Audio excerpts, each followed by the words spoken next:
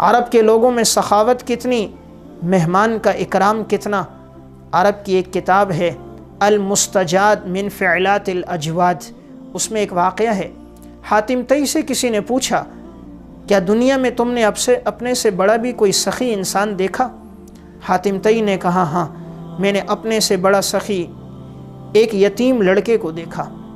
اور واقعہ سنایا کہ ایک دفعہ میں شکار کھیلنے کے لیے بہت آگے چلا گیا، اور جب میں واپس لوٹ رہا تھا تو رات کا اندھیرا چھا گیا۔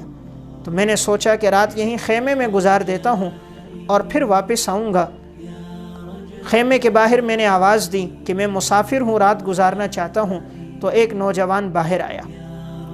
میں نے کہا بیٹا میں نے رات گزارنی ہے، صبح میں اپنی منزل کی طرف چلا جاؤں گا۔ تو انہوں نے خیمے کے اندر ایک چادر لگائی اور مجھے خیمے کے اندر داخل کیا، اور پھر میرے اکرام میں انہوں نے بکری ذبح کی اور بکری کا گوشت بنا کے لایا۔ ایک پلیٹ میں گوشت تھا، ایک میں کلیجی بنا کر لائی، ایک میں مغز بنا کر لایا، ایک میں ران کا گوشت بنا کے لایا۔ جب حاتم طئی کے سامنے رکھا، حاتم طئی کہتے ہیں جب میں نے مغز کھایا تو مجھے بہت پسند آیا۔ تو میں نے کہا یہ مغز بہت لذیذ ہے۔ وہ نوجوان باہر گیا، جو 9 بکریاں تھیں انہیں بھی ذبح کر دیا، اور ہر بکری کا مغز نکالا، پکا کر 9 پلیٹوں میں لے کر آ گیا۔ جب میرے سامنے رکھا، میں نے پوچھا یہ کہاں سے آیا؟ تو وہ نوجوان مسکرا گیا۔ حاتم طئی کہتے ہیں میں نے وہ مغز کھایا۔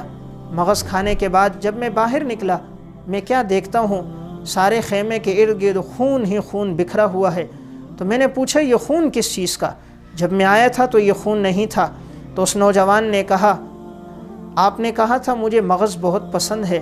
تو یہ عرب کے ہاں بہت بڑی گالی ہے کہ مہمان کو ایک چیز پسند ہو اور میزبان کے پاس موجود بھی ہو، اور میزبان مہمان کے سامنے اسے پیش نہ کرے۔ کہا یا سبحان اللہ اتستطیب شیئا املکہ فابخل علیک ان ذلک علی العرب لسبۃ قبیحۃ، یہ تو عرب کے ہاں بہت بڑی گالی ہے۔ تو حاتم طئی کہتے ہیں میں اس سے بڑا متاثر ہوا کہ اس نوجوان کے پاس 10 بکریاں تھیں اور اس نے 10 کی 10 میرے لیے ذبح کر دی۔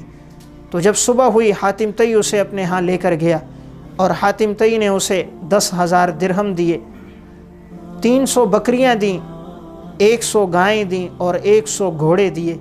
کسی نے کہا سخی تو تم زیادہ ہو، تم نے اتنا دیا۔ کہا نہیں، میں نے تو اپنے سارے مال میں سے تھوڑا سا دیا، لیکن اس یتیم کے پاس جو کچھ تھا اس نے سب کچھ میرے لیے خرچ کر دیا۔ تو عرب کے لوگوں میں اتنی سخاوت تھی۔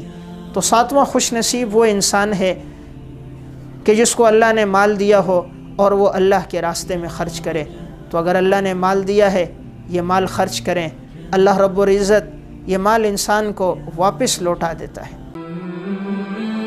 علماء اکرام کے نیو بیانات سننے کے لیے آپ ہمارے فیس بک پیج کو لائک کریں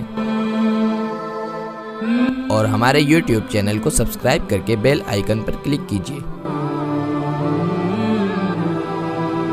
اپنی نیک دعاؤں اور تمناؤں میں ادارہ سعد نشریات کو یاد رکھیں۔ شکریہ۔ علماء حق کی آواز، سعد نشریات۔